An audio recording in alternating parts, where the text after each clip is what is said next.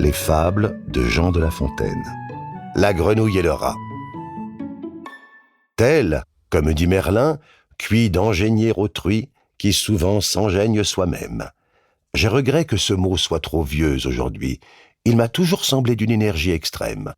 Mais afin d'en venir au dessin que j'ai pris, un rat plein d'embonpoint, gras et des mieux nourris, et qui ne connaissait l'avant ni le carême, sur le bord d'un marais égayait ses esprits.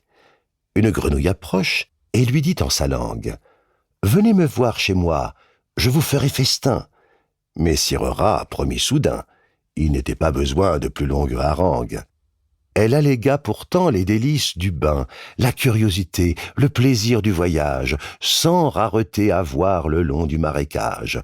Un jour, il conterait à ses petits-enfants les beautés de ces lieux, les mœurs des habitants et le gouvernement de la chose publique aquatique. Un point sans plus tenait le galant empêché. Il nageait quelque peu, mais il fallait de l'aide. La grenouille à cela trouve un très bon remède.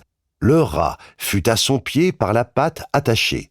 Un brin de jonc en fit l'affaire.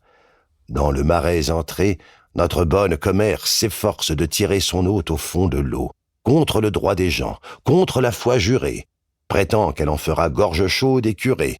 C'était, à son avis, un excellent morceau. Déjà, dans son esprit, la galante le croque.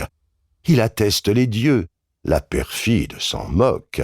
Il résiste, elle tire.